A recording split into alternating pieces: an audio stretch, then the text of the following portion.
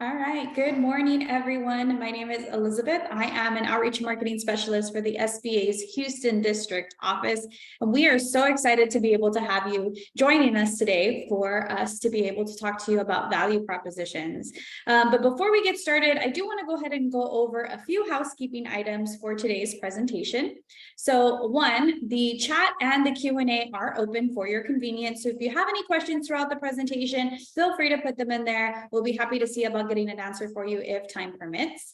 Also, today's session is being recorded, and so we will send out a copy of the slide decks that will be presented and a copy of the recording for your convenience, so that way you can go back, look at all the wonderful information that's going to be presented here today, and so that way we can be able to make sure that you have that readily available at your fingertips.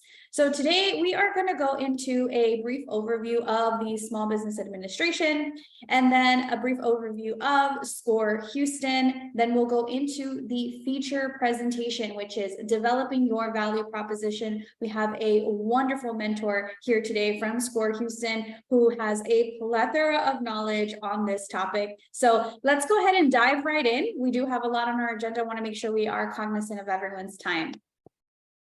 So for those of you who may not know, the Small Business Administration, we are a federal agency. We were founded in 1953, and our mission is to help Americans achieve the dream of small business ownership. We do this by helping you start, grow, expand, and recover.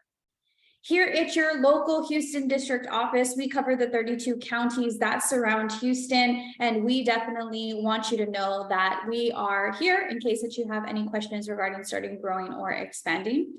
A lot of the questions that we do get surround what is a small business. And so for those of you who may not know, a small business really depends on the number of employees and the amount of annual revenues that your business has in any given industry. And so if you are looking to see if you are considered small, you can always visit our size standards tool on our website at sba.gov/size-standards. So how does the Small Business Administration help you? Well, we help with what we call the 4 C's, which are counseling, capital, contracting, and crisis. And so we're just going to briefly touch on these really quickly.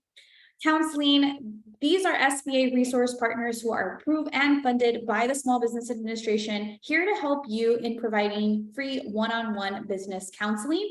And they are all across the nation. So if you're calling in from outside of Houston, these local resource partners may not be your local resource partner, but if you are calling from Houston, which most of you are, you will probably notice some of these names: Texas Gulf Coast Small Business Development Center, better known as the SBDC, SCORE Houston, who we are gracious enough to have on this call. And then, of course, our WBEA Women's Business Center and our Greater Houston Women's Chamber Business Center. And so also our SBA Houston District office, who's readily available to help you as well. All of these resource partners are there to help you start, grow, expand, and recover.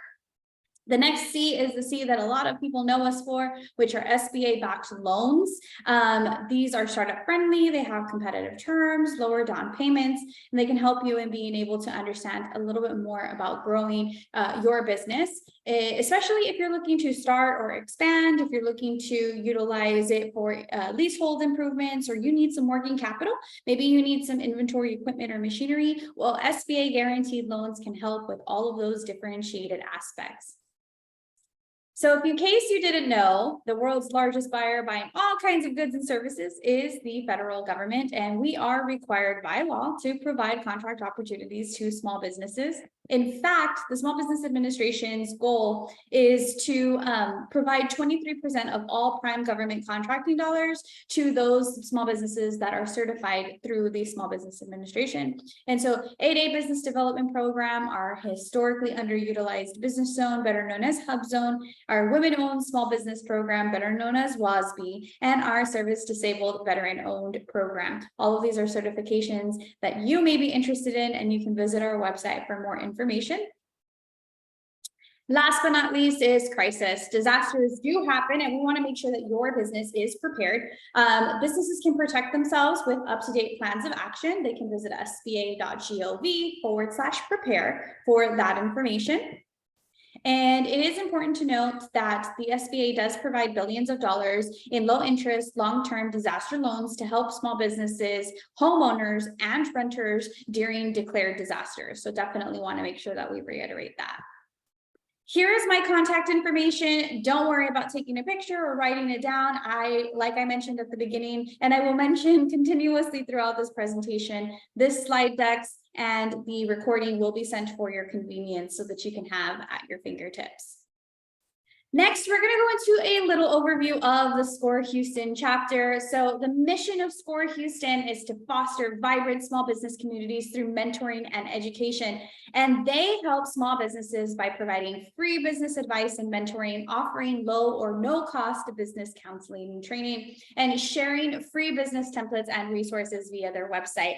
And, you know, we just want to reiterate that SCORE helps in every single aspect of your business, whether it's research and planning, opening the business, or growing the business. They even help with being able to understand if you just have an idea, how to turn that into a business, or if you're already in business, how to manage that business. If you're looking to grow and expand, they're also there to help you. So without further ado, a drum roll, please. We're going to go ahead and go into our feature presentation where I'm going to go ahead and pass the virtual mic over to Ms. Ruchi so that she can be able to introduce herself and get on with the feature presentation for today. Ruchi? Thank you, Elizabeth. Thanks. That was a great great introduction. Let me begin by sharing my presentation with you all.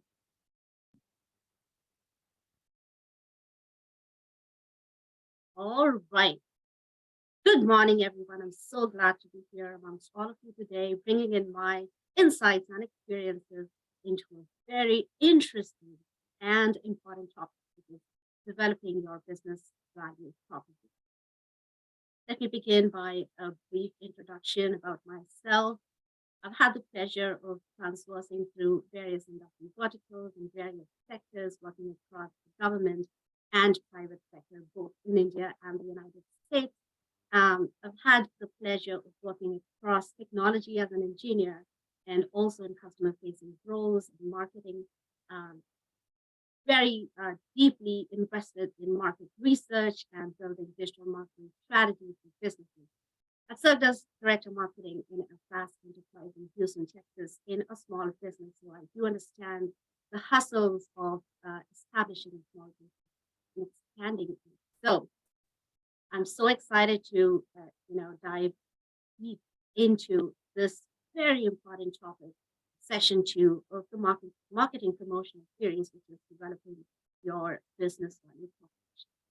Let me begin by reviewing or going through session 1. I believe that will help all people who were able to attend session 1 yesterday with a refresher, and also provide updates to those who were not able to attend session.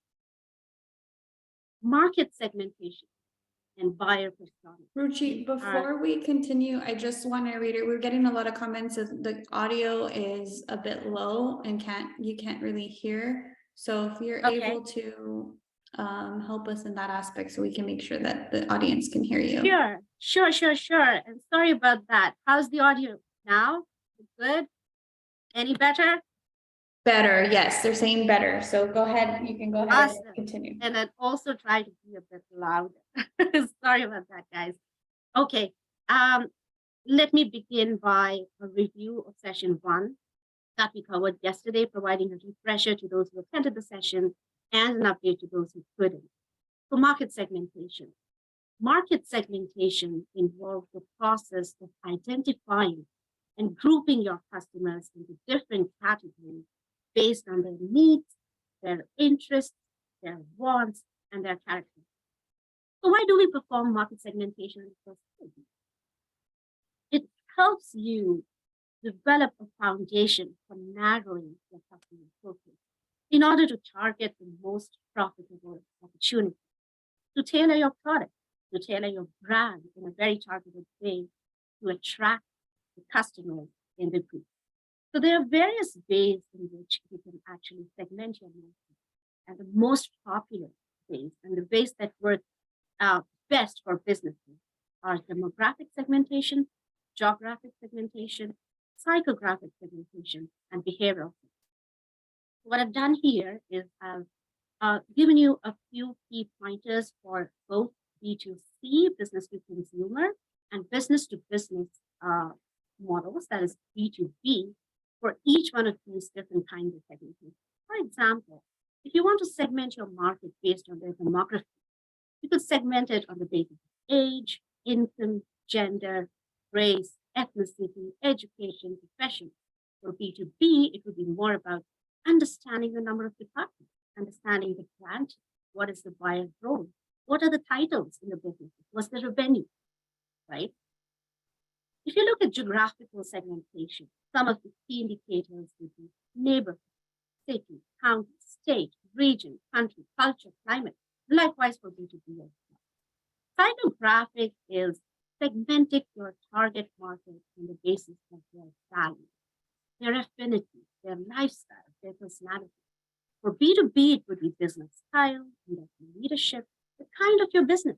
Is it conservative or is it more into innovation? How are the employee relations? What's the culture? Do they have more focus on CSR? What's their workforce? Right? Both behavioral segmentation, B2C, again, usage. These are the behavioral patterns that can help you segment your market. So remember, the idea is to create a narrow focus for you to be able to offer profitable opportunities to your business. For B2B, it would be based on usage, loyalties, awareness, patience, pretty much the same as B2C, in addition to the purchasing cycle that is very important in B2B. So once you've segmented your market, the next step is to prepare your buyer persona. What is buyer persona? Buyer persona helps you target the attitudinal, the emotional, and the behavioral patterns of your customer within that market group. Now, not all segments would cater to your product or service, right? You might want to focus on a few market segments, and you might want to prepare multiple buyer personas for each one of your market segments. So what I've done here is I've created a buyer persona for a small business. Now, I derived inspiration from one of my business clients who is a mattress firm owner. The buyer persona is a mattress buyer, Kathleen. She's a millennial, female, law firm associate with a minimum of 8 hours of desk job. The information resources, blogs, magazines, social media, these are some of the channels that are more popular to make purchasing decisions. What is the biggest pain point? She has been facing difficulty in finding an affordable, comfortable mattress, which provides support to her body after a hard day at work, sitting for 8 hours a day. She's been facing challenges making a return or warranty claim for her previous mattress. What is she looking for? Great prices and supremely comfortable foam. She needs a mattress that makes her family look forward to climbing into at night. Something that helps her feel refreshed in the morning and lasts 6 to 8 years. Transparency is crucial. She doesn't need hidden fees. She doesn't want fine print in the sales, or else you lose a customer for life. So are you getting some of the keywords? Are keywords, are they reaching up to you? Great prices, affordable, comfortable mattress, transparency, great customer service, ease of warranty claim, ease of return. So understand how building buyer persona can help you focus on your market strategy. It can help you tailor your product, tailor your offering in a way that speaks to the underserved needs. So now, once you have done your market segmentation, and once you have your buyer persona ready, what you do is put the two of them together, combine these information, and align your marketing in a very targeted way. Sounds easy, doesn't it? So what's the challenge? The challenge is that many business players are already present in the market. The market is saturated. All of these players have the same information that's available to you. They do their market research too. They will buy personas too, right? They're catering to the same market too. So what do you need to do? You need to create a strategy that differentiates your business from competition. How do you do that? Develop your competitive advantage in the market. Distinguish your product or service from competitors by offering something unique, something different, and something superior to your customers in comparison with your competitors and make higher profits. Right? So that is what competitive advantage is about. It helps you to tailor your product in a way so that it is superior to the market. It helps you answer the question, why should the customers buy your product in comparison to other products available or other services available in the market, right? So competitive advantage is extremely, extremely important. It helps you develop your product or service in a very tailored way to the market segment that you. Let us see how to build your business competitive. What I've done through all of my slides and presentations that I've brought to you important framework and concepts, interspersed with excellent examples that will help you build through those frameworks and use those frameworks in very universal. So I would like to drive your focus in 3 areas that will help you develop your competitiveness. The first one is the target market. The second one is the competition. And the third one is the value proposition. We're going to be digging deep into each one of these focus areas in detail. Now, let's see what the target market is. I cannot specify enough the importance of market research that you need to perform to understand your target market in a better way. It will help you uncover the challenges. It will help you uncover the opportunity that can cater to the customers. What you need to do is establish your target market, further ingrain best practices that will help maintain competitiveness. Do your due diligence with your market research. That is absolutely foundational for any business that is already existent or for a startup. If you want to enter the market. The second focus area is competitors. Don't forget your competitors. Define your competitors in the market. Do good research on your competitors. And of course, we're going to talk about this in detail. Value proposition, third focus area, is extremely important in developing your competitiveness, which is all about clearly identifying the features and services that make your product, that make your service attractive to the customer. It must offer real value in order to generate interest in the market. Right. So now let's focus on the first area, which is the target. I'd say conducting market research to identify your target market is the first step to solidifying your competitive advantage and accelerating your path to product market. Now, what are the pointers for your market research? What are the questions that you need to develop in your mind, that you need to think over, that you need to research on for your target market? Where does your target market currently live or product or service? What are the current trends in your industry or sector? Who are your customers? What are their challenges and needs? What influences and motivates your target market to take action, to make the change? Which competitors do your target market look at for alternative purchases, information, and other options? Right? So it is very important to find answer to these questions to your target market research. Now, question that you have is, okay, you need to perform this target market research. What are some of the resources? How do I perform this research? Here are the main areas, the main focus points you need to drill down deep into perform your target market research. Explore. There's no alternative to doing your market research. Explore the industry research. What I put together here, and of course you're going to be getting this presentation deck later. You don't need to take any pictures, but these are extremely important resources that are available to you free of cost to perform that industry research, to perform research on the latest NAICS USA.gov statistics tracked of the United States US Census Bureau. Hey, Ruchi, I don't mean Yeah. to interrupt, but we're getting a lot of choppy. We're saying that the audio is a bit choppy. Okay, I Does think, yeah, does it have a mic on it? yes, it does have a mic on it, but there might be some problem with the internet at my end. That might, No, you sound great now. If you were to leave that, if Okay. you could leave the mic around that area, that would be great. no problem. What I'll do is I'll make sure to hold the microphone close to Yeah, and, Yeah. and if the moving, I think that also kind of affects somewhat a little bit as well. Okay, sorry about that, guys. Is that Thank better? you. Is it better now?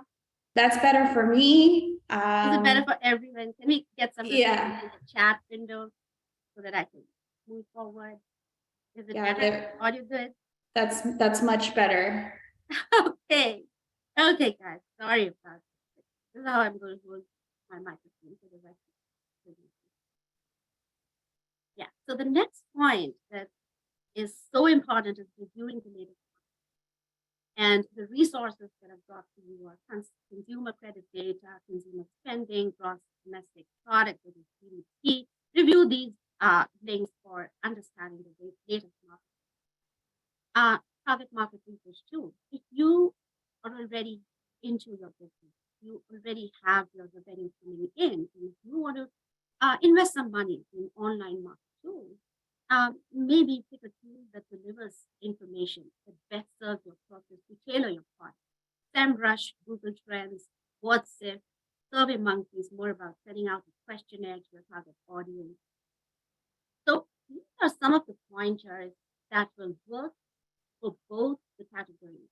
If your business is already established in the market, or if you want to establish a new business, you're looking to enter into the market, right? So the first step, again, understand the target market, understand the market segmentation, prepare your buyer persona, understand the attitudes, the behavioral patterns, the target customers. And again, you have these important links, Bureau of Data statistics of US businesses that will really help you understand the demography, occupation of the target customers in your market segment, how you could tailor your service better. So great links here.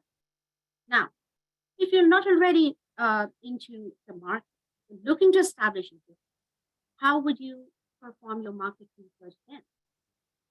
A great way is to get into online, is to prepare a question, simple question, prepare a phone survey, in-store survey, focus group, talk to organizations that cater to your customers in a different geographical location. They might be more than happy to talk to you because they're not your direct competition, correct?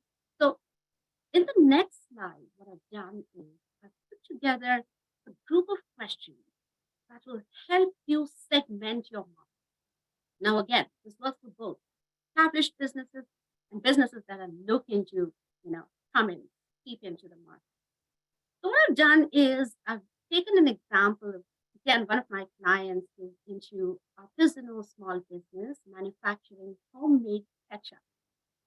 Let's see what a survey, a customer survey would look like for her. Again, this is a universal survey, and you can very well tailor these questions to your own industry, your own business, right? Question 1, which category of customer defines you? Please appreciate how answering this question helps you understand the profession, helps you understand the demography, which is, which works most for your business, for your product, for your service. So in case of the ketchup example, are these individuals? Are these chefs? Are these restaurant owners? Are these grocers or others? Question 2, which one of these brands have you purchased in the last 3 months? So answer to this question helps you understand your competition, right? You will be able to hone into your top 3 competitors by finding answer to this question. Let's go to the next. How often do you use grandma's old-fashioned ketchup? 2 times, once a day, a few times a week, less often. Again, understanding the behavioral pattern, understanding the usage of your product. Question 4. Please rank the following on how important or unimportant they are when deciding which product to buy. This helps you understand the psychography, the attitude, the preference, right? What is the pattern? Do they think that price is important? Is the brand name important? Do they stress more on quality? Or do they appreciate customer service? So appreciate how each one of these answers will help you understand how to tailor your service to you, how to tailor your product. Okay, the next question helps you understand the purchasing pattern. What are the most popular purchasing channels for your customers? Do they prefer to buy things online, in person, from flea markets, farmers market, right? It helps you understand how you could sell your product, which is the channel that best works for you. The next question, how likely are you to recommend grandma's old-fashioned ketchup to someone? Very likely, not very likely, will not recommend. Well, it is very important to create your advocacy. Customer advocacy will work for you end to end. So make sure that you're creating loyal customers and make sure that their suggestions are valued. Make them feel valued. Establish that emotional connection. Just put in an open-ended question. Please share your thoughts on how we can improve. So this is just an example of a questionnaire survey that is free of cost. You just send it out to your potential customers or your target customers you want to perform market research. So again, market research is the holy grail for any business, for any marketing, for developing your competitive business. So do your due research for your target market and market segmentation, right? The next focus area is competitive. Gaining insight of the competitive landscape is extremely important to develop your business's USP, which is the ultimate selling point, your unique selling point. These are some of the insights into competition that you will need to understand your competitors and tailor your product in a way that is different from them. So what I've done is I've prepared a framework to help you understand competition in a better way. Okay, prepare a list of top 3 to 5 competitors and try to get answers to these questions. Again, you need to get into the market. You need to perform your market research to understand competition. What are the products and services of your company? What are their advertising themes? What is the messaging style? What are their strengths, weaknesses, opportunities, threats? What is the market strategy? What are the strategies your competitors are using to achieve their objectives? So, getting insights of this competitive landscape extremely important to develop your value, to differentiate yourself from competition. So, what I've done here is that I've brought to you 2 very important frameworks to help you break down your competition.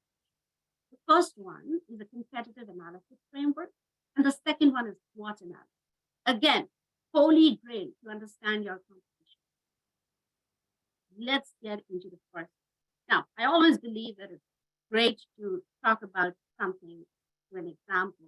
What I did was I put together a hypothetical example of a fast food casual restaurant and develop a competitor analysis framework. So before we get into the framework, brainstorm a few questions. What are some of the things that you want to know about your competitors in this restaurant industry?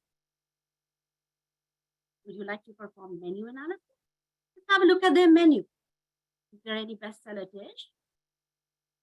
Are they piggybacking on a current food trend? Analyze their promotional channels.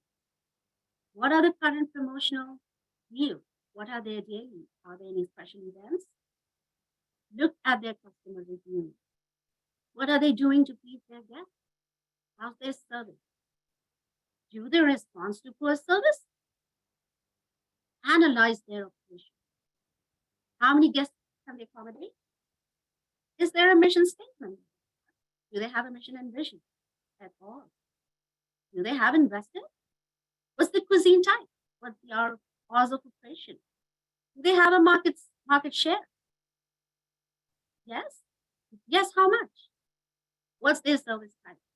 Do they also offer pickup, online delivery, through apps, or is it through strictly phone in?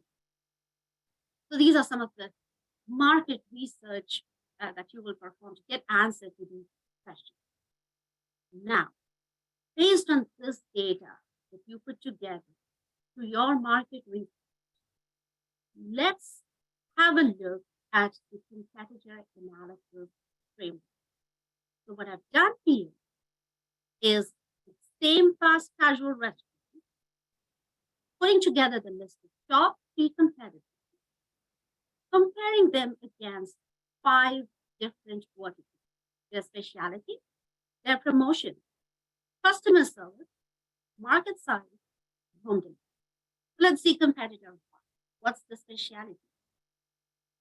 Well, they offer complete lunch to workers for $10, which is awesome. Great, that's their differentiation. Promotion programs, loyalty programs,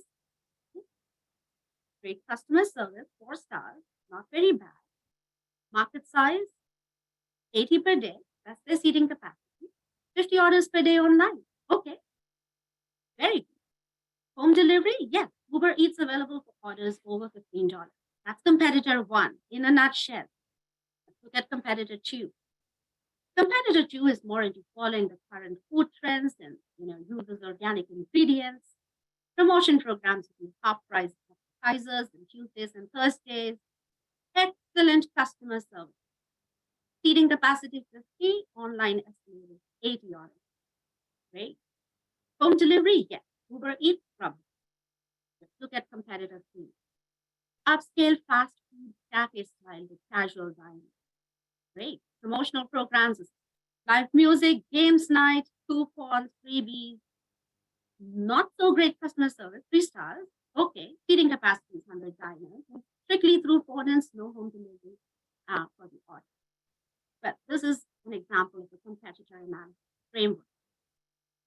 Now, what do we do with this data?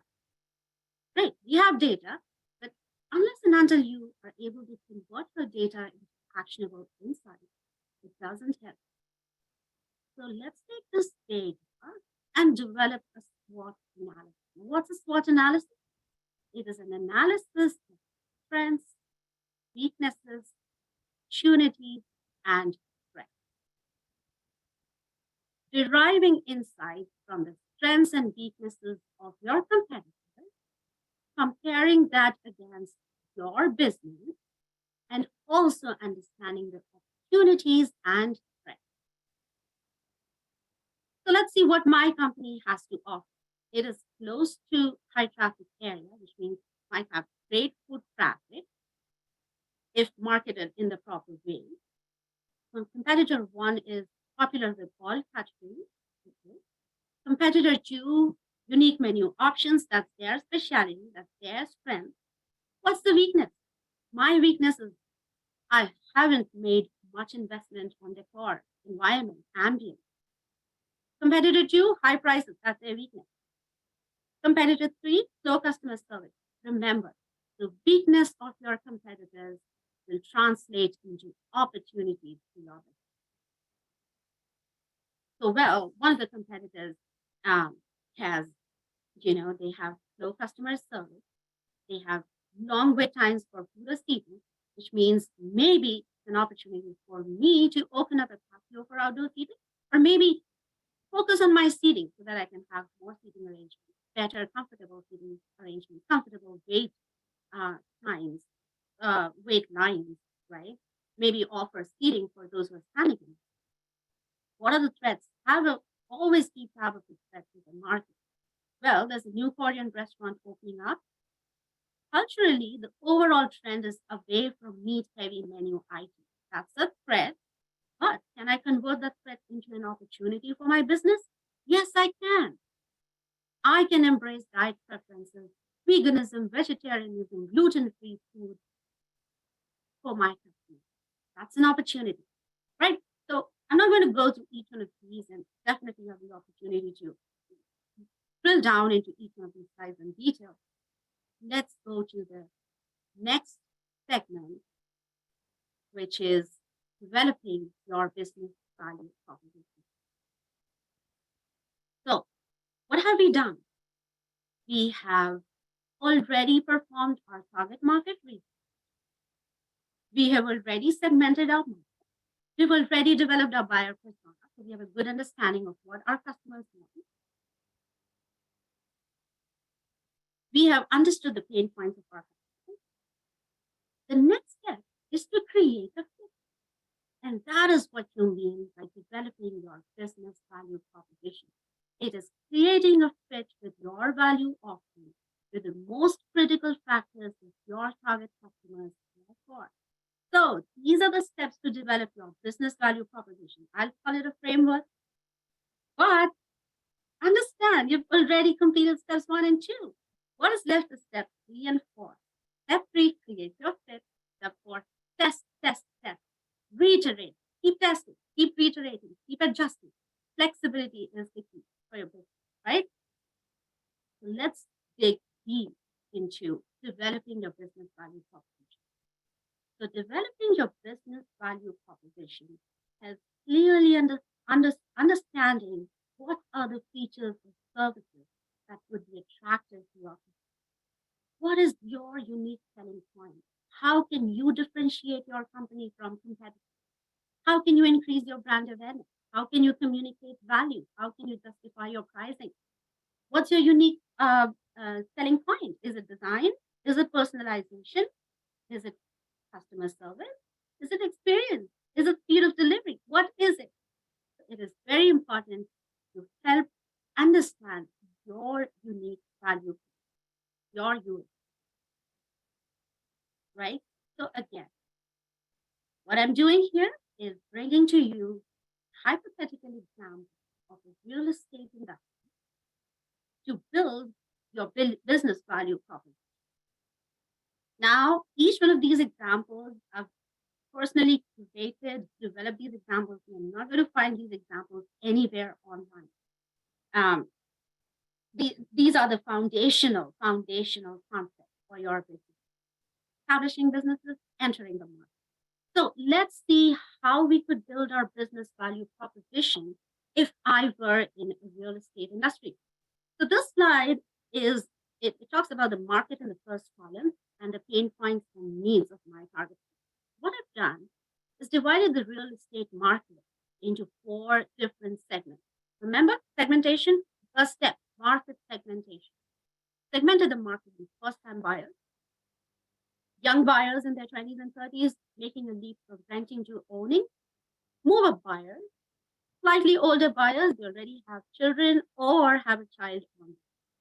So they need plenty of space, especially bedrooms for their growing family. That's their pain point, that's their need, which you will target, right? Safety of area, nearby recreation schools may value luxury status. Let's look at active adults. So what does this segment want? They are concerned more about quality over quantity. They have children who have moved away, so they need to downsize. They need a quiet and safe area to live, supportive community, maybe hospital clinic nearby. Okay, the 4th segment would be commercial, industrial, retail, healthcare.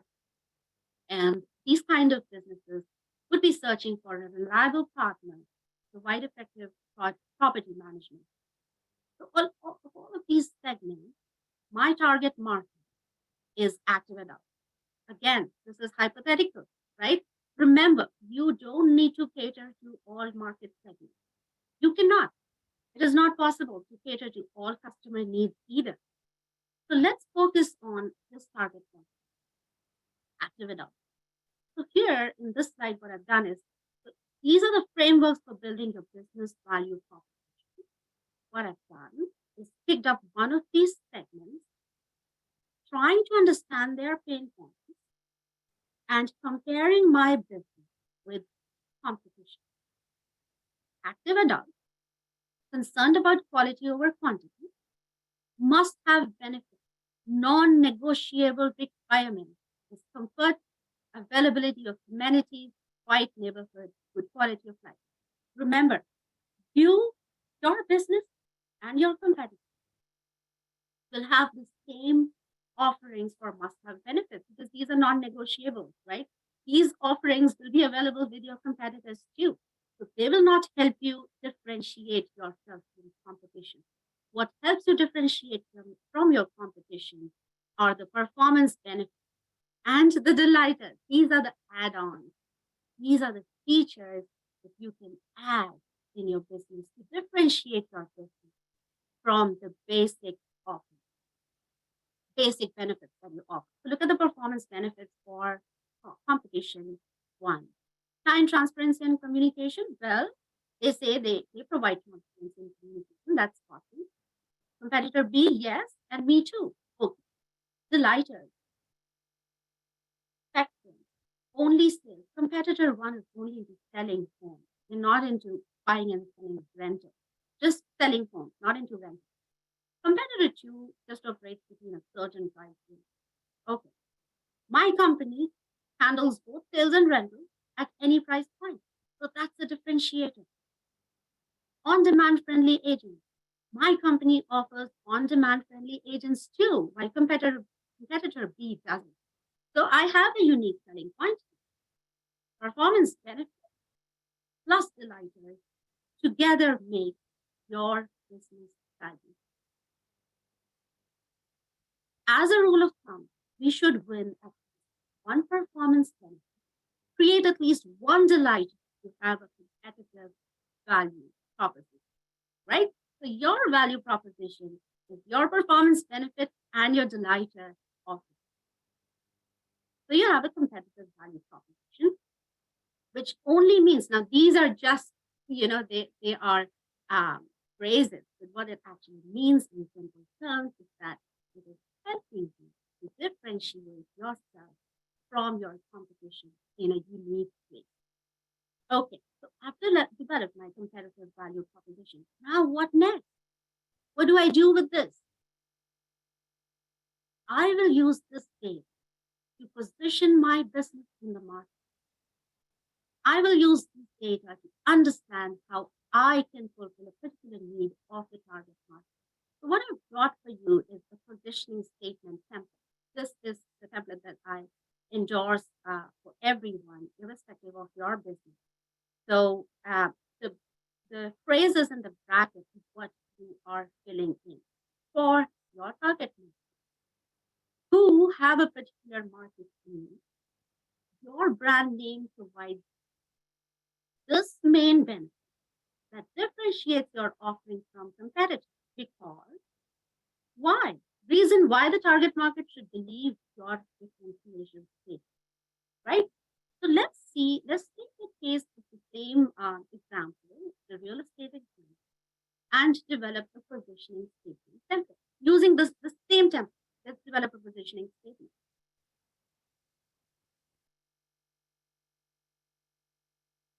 For our valued community, remember, my value add is on-demand friendly agents and handling both sales and rentals at any price point. So my positioning statement is, for our valued adult community looking for sophisticated home space. Remember, my target market, valued adult community. ABC Realtors, that's my business, brings a wide range of remodeled, move-in ready, energy efficient homes. See how I have thrown in keywords that will speak most to the adult community, especially energy efficient homes. Homes that suit every budget. We are reimagining the way realtors work. Our friendly on-demand agents, that's my differentiating statement, are trained to cater to your customizable needs because our collective mission is to make a positive difference in your life. What do you do with this positioning? This is your positioning statement that is a part of your selling pitch, the sales pitch. Put it on your website, put it on your flyers, your brochure, put it on the social media platform, right? So this is what differentiates you from your competition. Now, in simple words, again, this is merely it is a way to differentiate yourself from competition and a way to tailor your product or service to the target market.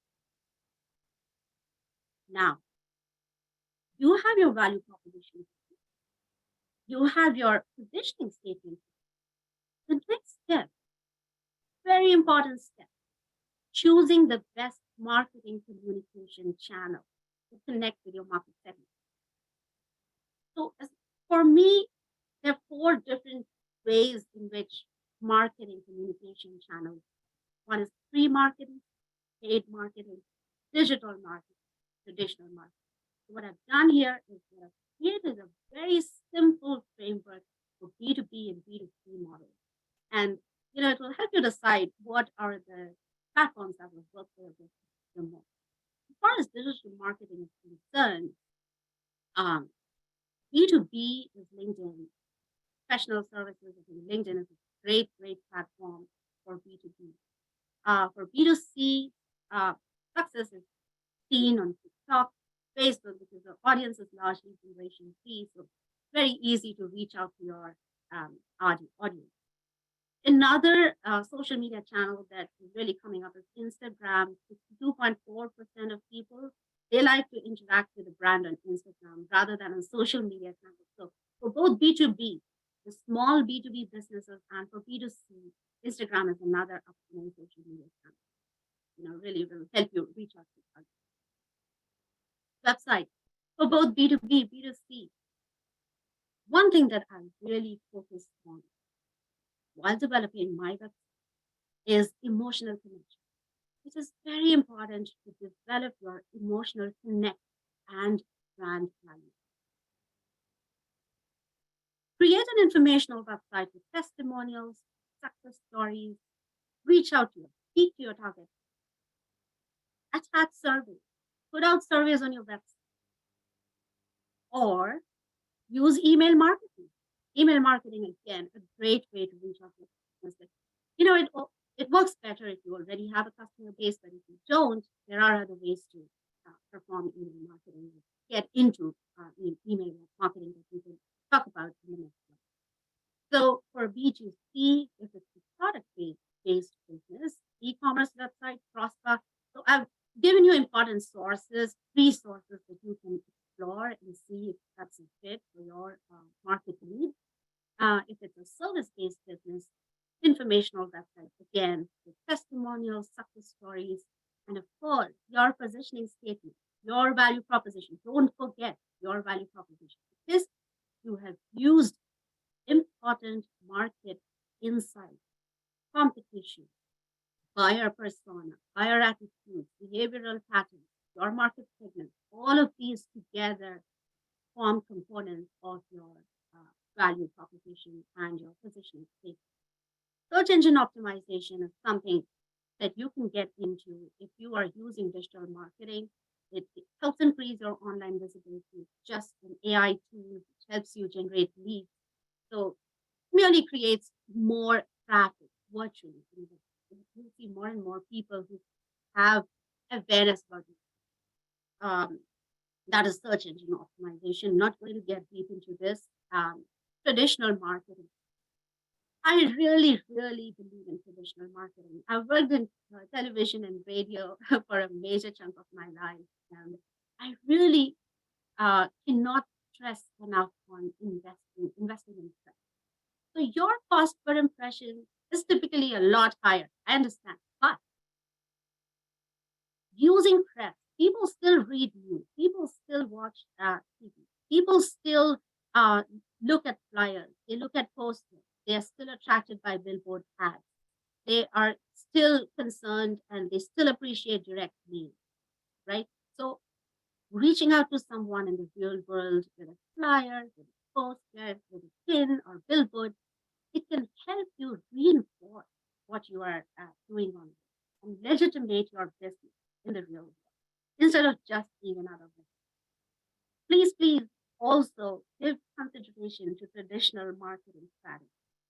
Network in person, very important. Attend events, conferences, trade shows, meetups. Invest in blogs, invest in press.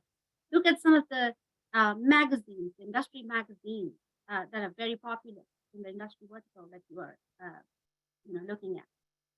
Handwritten cards seldom fail. So special occasions like birthdays, graduations, and other major life events for your customers.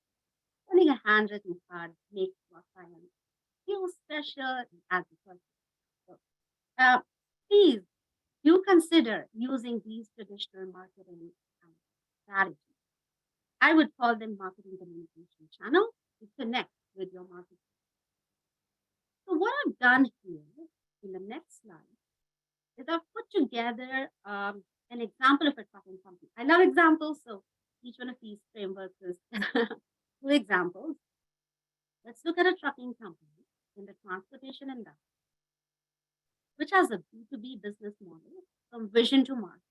So what we are looking at is what are the best marketing communication channels for the trucking company. Okay, so business goal. My business goal is to build a trucking business that will compete favorably with leading trucking companies in Texas and be listed amongst the top 10 trucking companies in the United States of America. That's a great business goal. Okay, I'm focusing on Texas and then later looking at expanding to the rest of the country. Great. I want to be counted amongst the top 10 trucking companies. That's a great business goal. What's my target market? B2B, so it's manufacturers, construction companies, corporate organizations, small businesses. The industries that I'm looking at are the timber and agriculture industry and the oil and gas. Okay, that's the business goal, that's the target market. We know what to do. Segment your market, develop your market perspective, the buyer persona, understand your competition, develop your value proposition, understand your unique selling point, and position your business. We've gone through each of these frameworks in detail. So I will not repeat that. What we are looking at is once we have the data, how can we choose the best marketing communication channel so that I can reach out to my target customer in a very tailored and targeted. The first step, be contactable. I've seen a lot of businesses who hesitate to share their phone numbers, who hesitate to develop their Google business page. Be contactable, be approachable, very important. Email marketing is great to stay on top of mind with people who can touch you. Once you develop your email marketing database, so in the previous slide, I touched upon how email marketing is a great way to continue working on your business marketing strategy if you're already established in the business. But if you are just getting into your business, just dipping your toes in the market, email marketing, one of the ways to do this is look at database, look at organizations that provide email lists. But do your due diligence. First, look at customer reviews. It's very important that the data that is being shared with you is legitimate, creditable, right? Because you're going to be investing money into purchasing these emails. But if not, I think a great way is to network. Go out there, meet people, attend trade shows, collaborate with people, send out customer surveys, develop focus groups, stay on top of the mind of people, develop customer advocacy. Very, very important.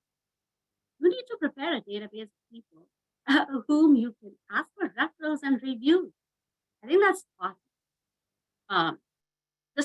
The main focus here is to attract attention of your target market, fulfill your market need, develop trust, and continue.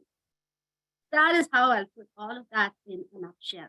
Attract your target customer, fulfill their needs, develop trust and loyalty, continue doing. Well, website, again, online listings, informational, engaging content with popular search terms, testimonial success stories. What I'm doing here is I've listed the list of marketing communication channels for trucking companies, keeping in mind their target market.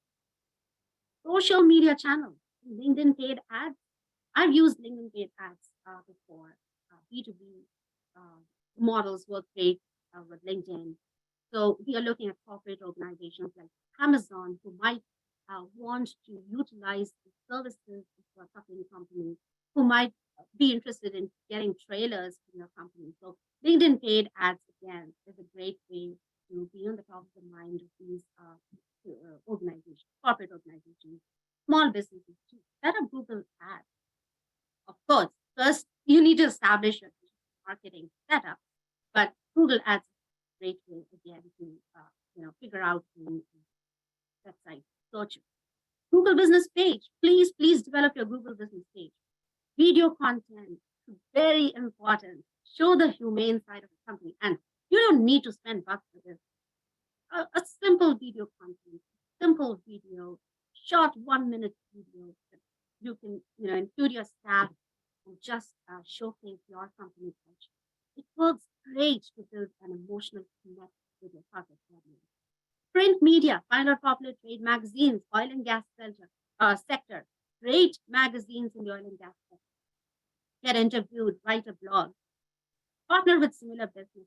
Again, it is great to look at your competitors in a way where you can create partnerships. Don't always look at them as competition. If you find mutual interest, if you can develop trust, I think it's a great way to cannibalize and partner their audience too. So first, you can, tap into their target audience, add into your existing database, and maybe later on, who knows, maybe you cannibalize their target audience and provide unique features with your product and services. Partner with similar businesses. Look for cross promotion, co-marketing strategies with businesses that are similar to yours, or maybe that are in a different geography. So for a trucking company, I'd say partnering with similar businesses would possibly help you, reach out to great contracts that you might not have been able to accomplish in the first place, given your geographic location. So that's a great way to expand your business, your insurance company. So, in a nutshell, I also want to, leave the floor open if there's time for a question answer session. But in a nutshell, let's go through each one of these in a nutshell. Just a high level overview. Identify your target. Identify your customer voice, needs, wants, desires, pain points. That is building your buyer persona. Identify your competitors. Remember, competitive analysis framework and SWOT analysis. Great frameworks to identify and break down your competition. Identify your unique selling point. Again, deriving data from your competitive analysis to develop your unique selling point. How are you different from your competitors? Develop your value proposition. What differentiates your product or service from competition? Create your positioning strategy and develop this elevator pitch. Put it out on websites, put it out on brochures, flyers. Great positioning strategy works wonders. Choose the right marketing communication channel. Develop a brand story. Establish an emotional connection with prospects. Most importantly, test, iterate. All of these frameworks are hypotheses. They are based on market dynamics. Dynamics change consistently. Change is the only constant. So if you don't change, if you're not flexible, you might be left. So test, iterate, reiterate, and continue. So that's all that I had today in my presentation. Remember that your core mentors always available to assist you. You can go to Houston core website and search for marketing experts and talk to them, get into a meeting with them, ask questions. With this particular presentation, any questions? I hope I was audible. I tried my best. Sorry for the audio problem. Thank you so much, Ruchi, for all of that wonderful information. Yeah, we are sorry for any technical difficulties that we faced. We just want to give out a reminder that we will be sending out a copy of the slide deck and a link to the recording for your convenience, so that way you can have. If you do have any questions, please feel free to put them into the Q&A or the chat, and we will be happy to get those questions answered from Ruchi, so that way we can be able to give you some more information. Speaking of more information, we just want to reiterate that this is part of a series. So the last part of our series for our marketing promotional planning series will be part 3, which is creating a communications plan. For those of you who were not able to join us on the first session, identifying your target customer, feel free to reach out to me and I will be happy to send you over that information. And once again, we will be sending out the information for today and the event that was hosted today. So one of the questions that we have in the chat is, would you please expound on what a delighter is? Yes, absolutely. Delighter, let me go back to the slide if that's, is it possible, Liz? Yeah, feel free to go ahead and just quickly share your screen once more and it should pop up.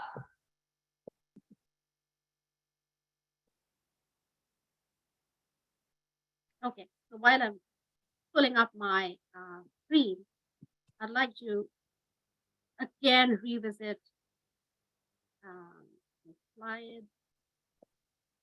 So as I said, there are certain pain points and certain must-haves. There are certain non-negotiables that your target market is looking at. These are the features that are must-have. You cannot compromise. And therefore, since they are basic, since they are must-have, all of your competition will also offer these services. They'll look at, catering to these basic pain points.